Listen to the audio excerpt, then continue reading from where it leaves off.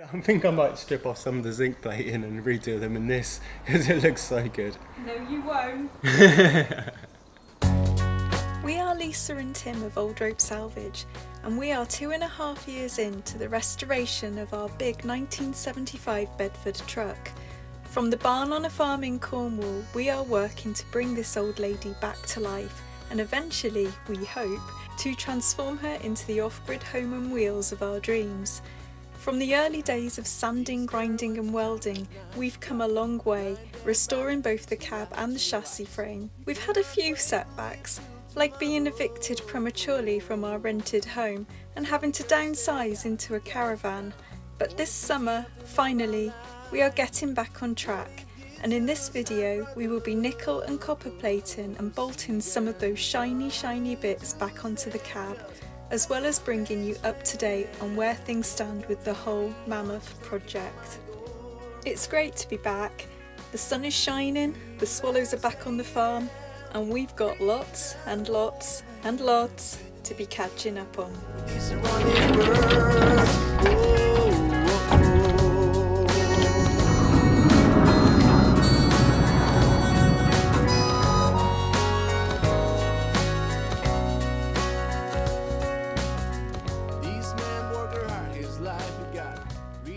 We're back in the workshop!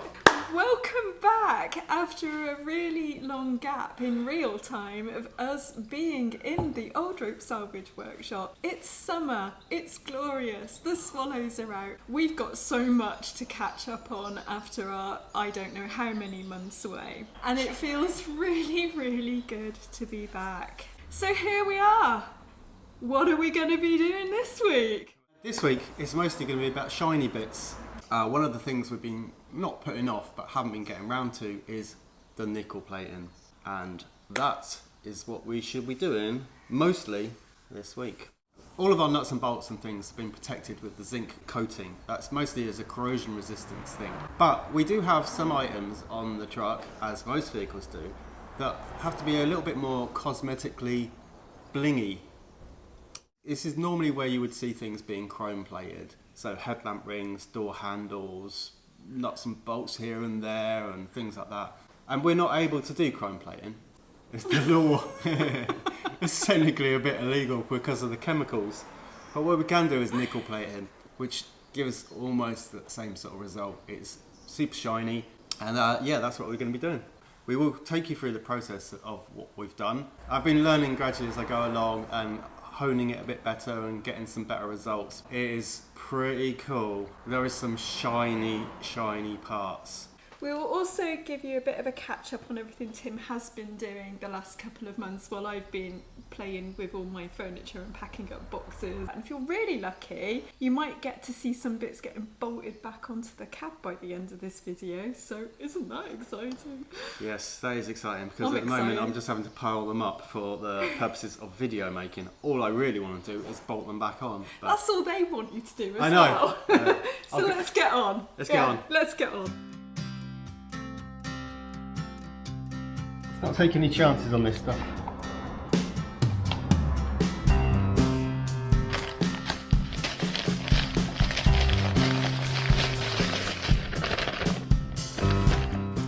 So, nickel plating. Tim will go into more detail on the chemicals used later in the video, but to begin with, we decided to purchase a nickel plating kit from Gatterus Plating in the UK, which you can see Tim mixing here into 7 litres of deionised water. This then has to be heated to 60 degrees. One of the reasons we delayed nickel plating until the summer is because the water has to be heated to a higher temperature than with the zinc plating, and in the freezing winter workshop we decided this would be a bit of a challenge too far. The kit includes the nickel anodes, nickel sulphate, orthoboric acid, nickel chloride and some brightener and maintenance fluids. They all have to be mixed together in a tub to create the plating bath, and as Tim said, best not to take any chances with this stuff, so wear a proper respirator and live to nickel plate another day.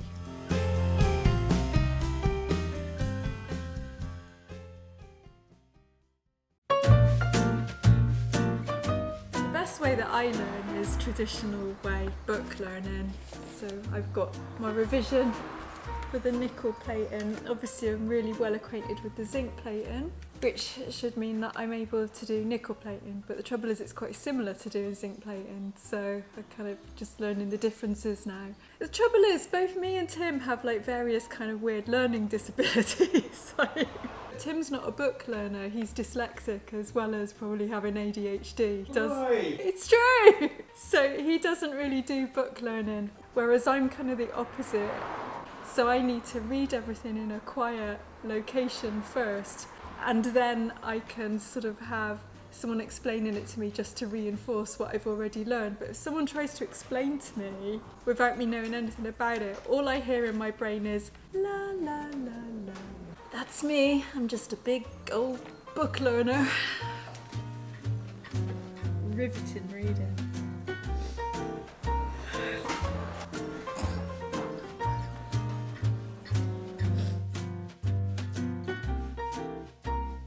These are the bits that I've already plated, and they came out so good.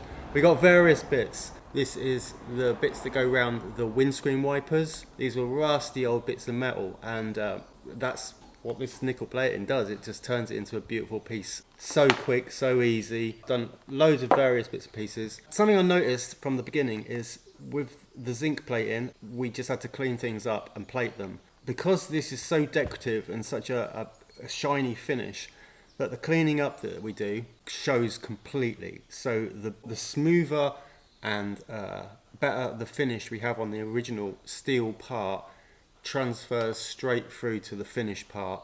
And if some of the bits we're unable to clean very well, like some of these bits, you end up with something quite rough. The good thing with this nickel is normally when you clean something up and then you paint it, that's what you're going to get. But this comes out even better. You put something in it, doesn't necessarily look that great, but by the time it comes out, it looks amazing. This is a massive great tow hitch. This is powder coated, the silver. Unusual choice of colour, I know, but I just randomly picked it out. But we've done all the bracketry and all the other bits and pieces on it.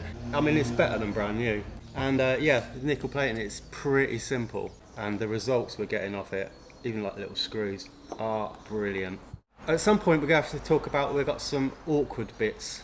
And they are the bits that are kind of what you call like monkey metal, cast parts, and some of our handles are those sorts of things. And we've had to treat in a slightly different way because the acids involved in the nickel plate actually start dissolving the surface and don't allow the plating to stick. So we have to go through another process first where we use a non-acid neutral nickel to put a very thin layer over it, which then allows us to plate it. Is it the same as spelter? I don't know. There's lots of different names for this stuff. Non-magnetic, but not aluminium. These screws look so good. I think I might strip off some of the zinc plating and redo them in this, because it looks so good. No, you won't.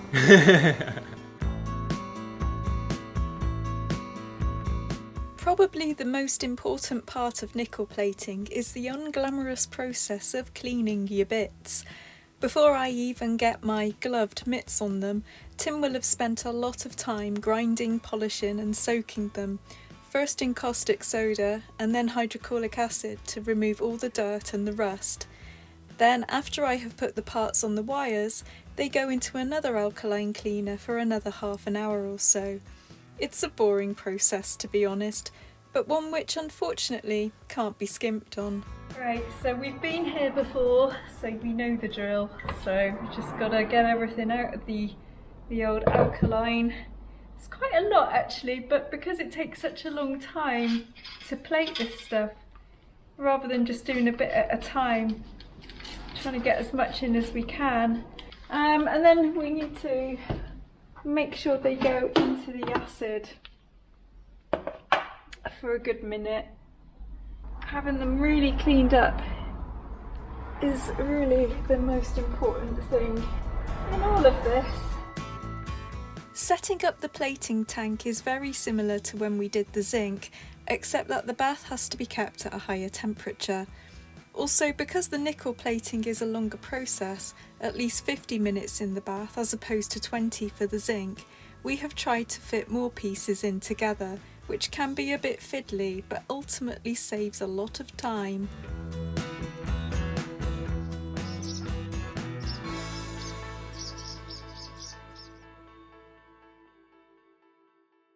We've had our lunch, we've been sitting in the sun, we've been watching the swallows. I'm not entirely sure that they plated as well as what Tim did the other day, but that's because I've been doing them and I'm a bit rusty and I need more practice. I don't like putting as many things into the bath as this all at once really, but we've got a lot to do and it's an hour for each batch, so we're kind of a little bit pressed for time. Anyway, let's get them out. Have a look. Oh, they do look shiny! Right, okay, I shall take them out and spray them down, plop them in the water, and then we'll get them off the wires and have a good look at them. See what Tim thinks in a minute. Standards are very high. So unlike the zinc plating, which takes about 12 hours overnight of drying if we can handle it, the nickel plating is just done. So I guess here, it's just done. Don't they look great? They actually do look alright.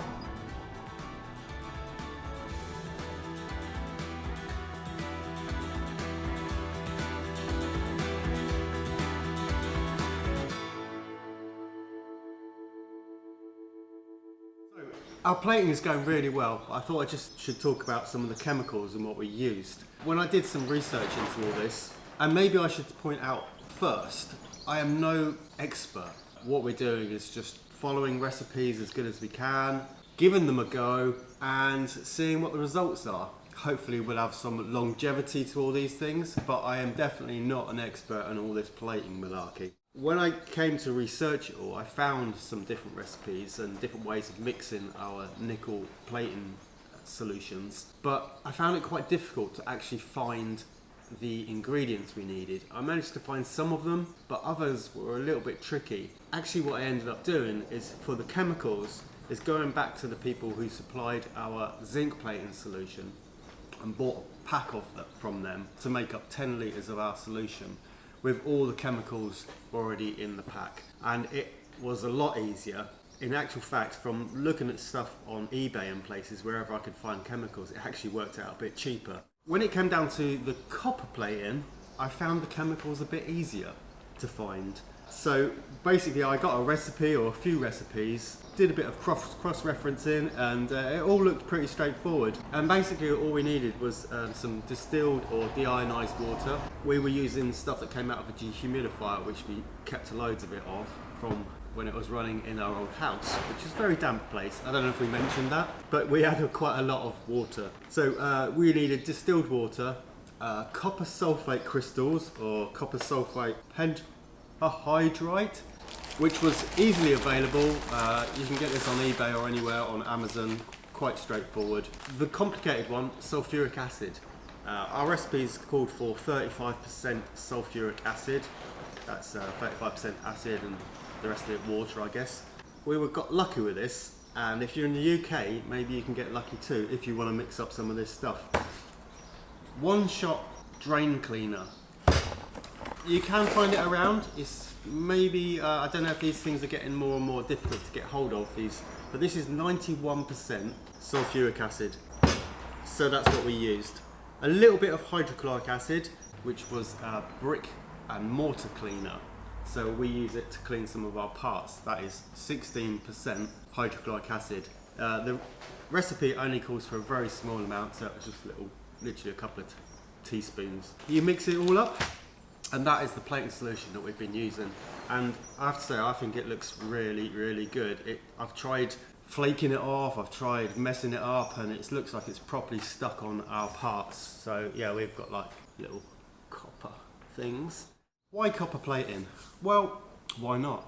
As with all of this truck build, we're kind of like learning things as we're going along and seeing what we can do. And it's really nice to learn these new things and have possibilities to enable us to plate things in different materials. Copper plating within the plating has kind of like 3 different uses really. First of all, it can be the final finish, the part you want copper. We might be using more of that, particularly when it comes to the interior of the vehicle.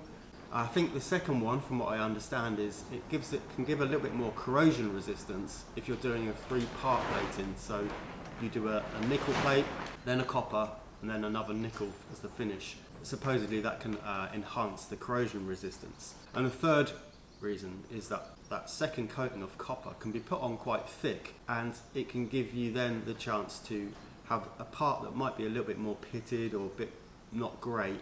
You put the first nickel on, put a really thick coating of copper on, and then you can polish the copper and sand it and get that really smooth. The copper's a little bit easier to work with than the bare steel, so you can carry on building up that layer of copper until you have it really, really shiny and smooth, and then you give it a final nickel plate, or traditionally maybe it would be chrome plating, which we can't do, to give you that final finish on it. But yeah, I'm really liking the finish of it. It looks really good. We probably might end up with a few more parts copper plated because it looks quite nice. More parts than I had planned for. I'm going to get these in the acid for a minute to etch it. The importance of the acid here, or the acid pickle, is that it will very microscopically etch the surface, which allows the coating to stick to it. This is a similar sort of principle as if you are painting something and you key the surface up with some sandpaper. This is sort of doing that same thing, but with an acid, which is giving a very fine sort of etching it out, and that allows the nickel to stick to the metal. Alright, so 2 of the bits I'm going to see if I can copper plate. Third bit is the one that's already been kind of plated through. We're just trying to see if it can look pretty. These are really awkward parts. This is, like I say, is that kind of I don't know what it's called. It's like monkey metal. It's kind of a moulded type of material, various different names. We only have to make it kind of look pretty, and I think that's about as good as it's going to get. From a distance it will look nice. The thing is with all these, they can all be stripped back down again, and they can be coated more, and they can be, I think by the time I've polished this up a little bit, buffed it, it'll probably look pretty good. We'll give it a little polish. We'll see how it looks. The other 2, we're practicing the nickel, copper, nickel, with potentially maybe some polishing on the copper. I'm just playing with this stuff, so I'm just sort of experimenting. There's only one bit that's not good, and that's down to my bad surface preparation. The better you can get these bits, the shinier in the first place, and the way the better result. We're going to dip that in there, wash that off. I might just give it a quick dip in the acid etch just for a few seconds. I don't know if that's part of the process, but before I put the copper on it, giving it another little bit of that etch coat might help the copper stick that bit better. Don't know if it's needed, but I can't see it's going to be a problem. Put in my acid, just for a little bit. The problem now is I haven't got enough liquid in there to hang this up properly. Well, I hope you've been paying attention so far. Gets complicated, doesn't it?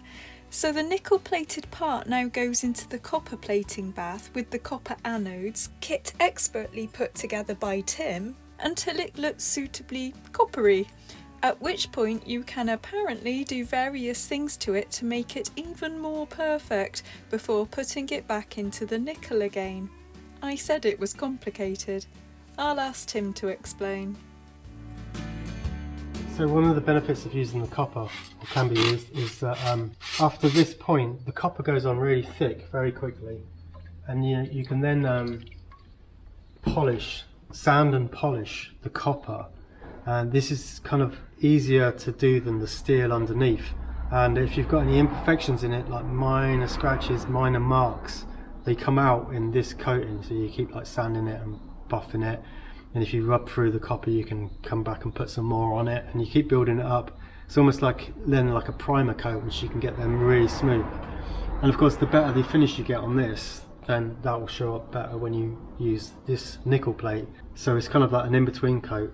At the moment, it looks pretty good. I don't know if I can quite be bothered to do all that. And then if I polish it, I have to clean it again. We're just going to see how well this works, just as added corrosion protection. But this is going to go back in now, and I'll do the other one in copper as well.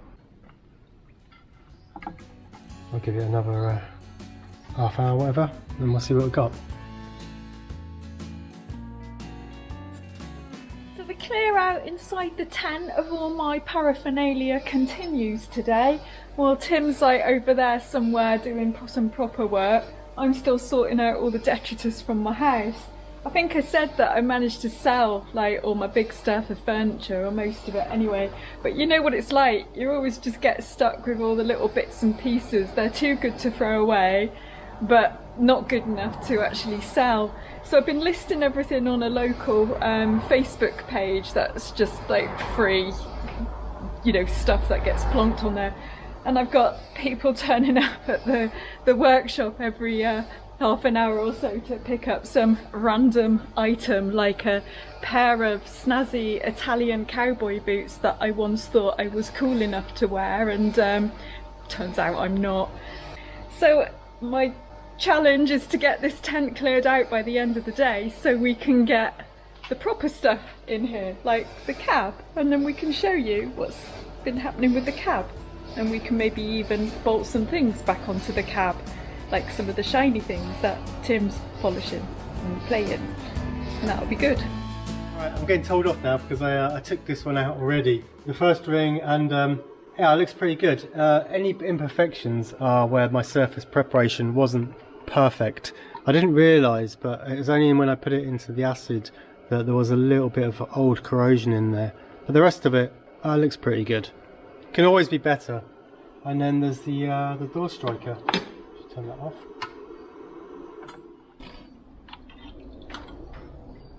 Doesn't look too bad. So where it was really rough before, obviously this is covered in paint and is rusty. It was never a very good surface in this bit here, and this would have been very difficult to sand down and polish completely flat, especially when you get round into the pin area here. So I've decided to leave it and see what it looks like. I did clean up the edges because they were easier to do, and the pin itself, but I think that is a presentable enough part, that one. And like I say, you can always sort of do a bit of buffing on them and get them a bit better. And that one has also been triple plated, so it's had a nickel, copper, nickel. Looks like it's gone on nice. So yeah, this is pretty good. And beautiful parts come out. Really nice.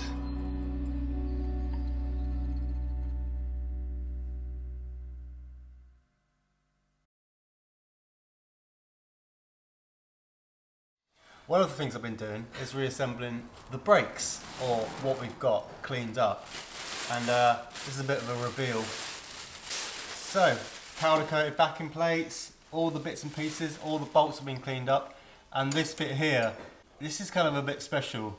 It's the half shaft with the bolts in it, and they've all been nickel plated.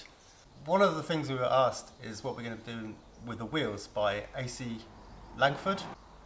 We don't know exactly what we're going to be doing with the wheels and the centres of them. I would love to do them black and then have white wall tyres that's like the old truck. That could be an option, but the other thing is we might paint them Old English white and cream on the wheels themselves.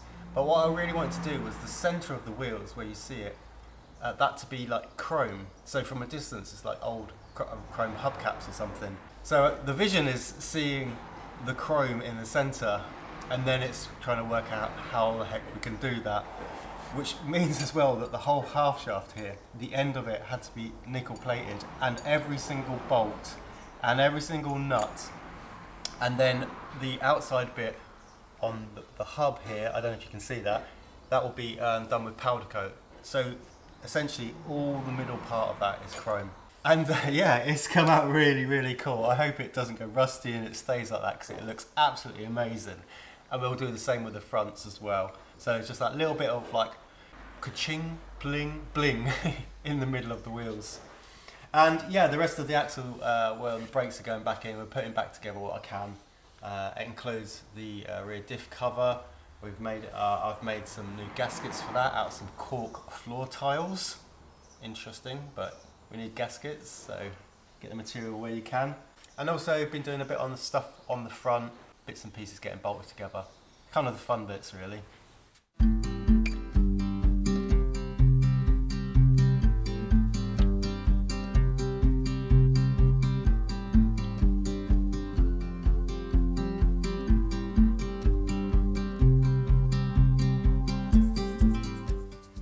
After several months sitting in the dusty, damp corner of the workshop, the cab was looking noticeably grim. We do clean everything regularly, but even with the tent, dust from all the sandblasting gets in everything all of the time.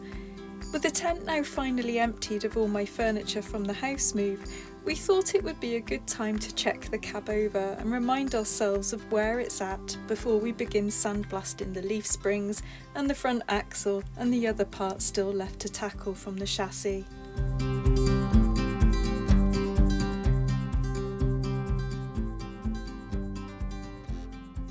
Well, would you look at this? It has been a really long time since we wheeled the cab out into the limelight and had a good look at it. It feels really, really nice to get it out of that dusty old corner and give it a little bit of a spruce up. I'm sure you can remember going back to all the work we did on this thing. We spent the first year doing this up. You probably remember all the headliner and everything. It's still looking okay, despite it swelling up a little bit in the damp of the winter and now maybe contracting a little. Tim's talking about, before we kind of set this, out into the wild or whatever, of taking them out and just kind of repositioning slightly, but it's looking pretty good. Of course, we did all the soundproofing, and and the dash, the whole dash is looking really good with the instrument panel thing here in the gold. I remember talking about this little thing when we first got the fire engine in here, with all the little keys along here with the spot, beacon, locker and pump bay and all that sort of thing. That's all back in here now, and it just looks really nice. Obviously we've still got quite a few things we need to do to this. It's missing the windscreen and the doors and the panels, which, as you know, they've all been done, because who can forget how long it took us to do all that last spring and early summer. We've kind of always been in a little bit of a dilemma really as to when we bolt all that stuff back on, because we could bolt it all back on, but of course it's been sitting in the corner and getting really dirty, as we've still got sandblasting and stuff to do, finishing off the chassis. And it's a lot easier to keep all the individual parts clean, and also it keeps it lighter as well. So we're thinking, well, do we put the cab back on the chassis and then bolt everything back onto it? It's a tough one, because we really, really want to see it all put back together, as I'm sure you lot do as well. What do you think? Would you put it all back together now, or would you wait? We are sort of thinking now of getting the carpet in here, which I know we talked about ages ago. Having looked at various options and various colours, we're probably going to go for a pretty good quality black carpet. Got the seats to cover and that sort of thing. We've got like the sun visors to do. Obviously the nickel plating that we've been doing this week, we're going to bolt a few things back on in a minute, so that's very exciting. But yeah, it's there really. We're just kind of getting down to details now with the cab. Right, cab looking brilliant. Out of the dusty corner into the fresh air. Patience. There is an order. We took it apart in an order, and I guess we have to put it back together again in the same sort of order. And it's frustrating because you want to put stuff back in, but I don't think we'd be able to lift it. So the weight is very important, because since we took it off the chassis, Tim has accumulated 2 hernias. So got to be a little bit more careful now. We need a better winch. And also we're 3 years older.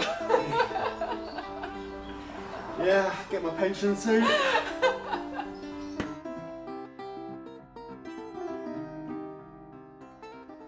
Bedford's never looked so good. Oh, that is pretty. This is actually the striker plate. This is where the lock, when you shut the door, hooks over.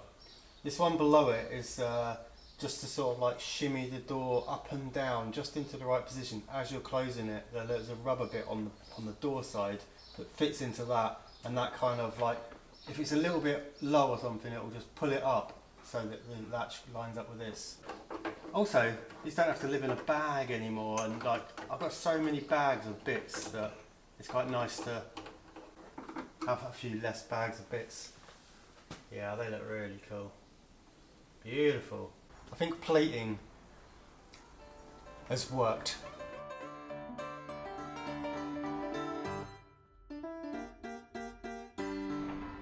So these were some of the first things we plated, and it just lifts the whole thing up, just this little chromey ring here.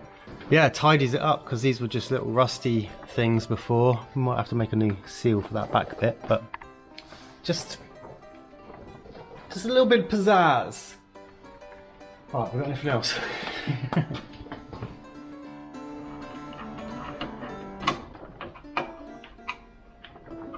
Cool.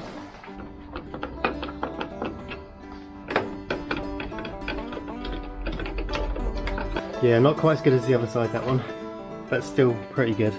Short side. So when you get up, a normal person would be up here climbing in. Obviously, you'll be down here trying to get in. You're not that tiny, are you? Your feet aren't.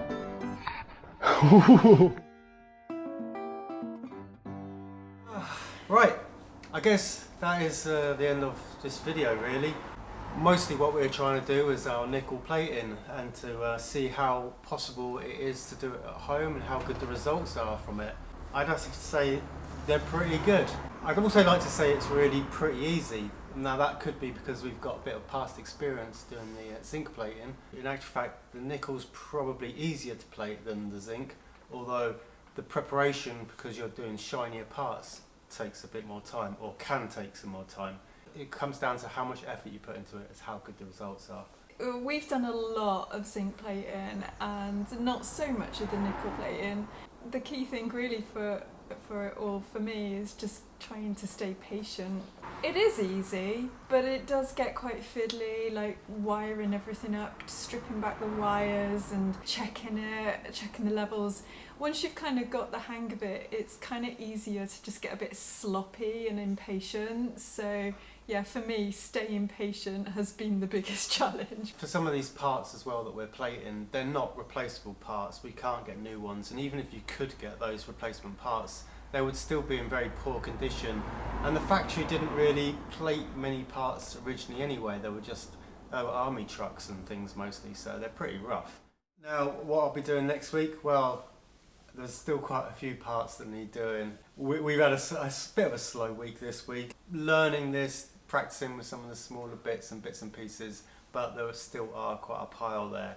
We've got our indicators, our headlamp rings, various grab bars, some big bits that won't even fit in the bars. So I got quite a bit to get on with. Hopefully we can come up with some more interesting stuff for the next video, but who knows? Well, hopefully you've enjoyed catching up with us this week. We've really enjoyed coming back into the workshop and getting back into the truck again. First week back for both of us properly for a really long time, so it's been a little bit like, just getting familiar again with everything. There is still so much stuff that I'm still sorting out, but I think I've done pretty well to sort of downsize 30 years of home life into probably about 20 really useful boxes, which are now stowed away in the workshop. We will catch you up on caravan life again at some point very soon. If you've got any questions about that, about how it's going and how we're finding it, don't be afraid to ask. We are really happy, really loving it.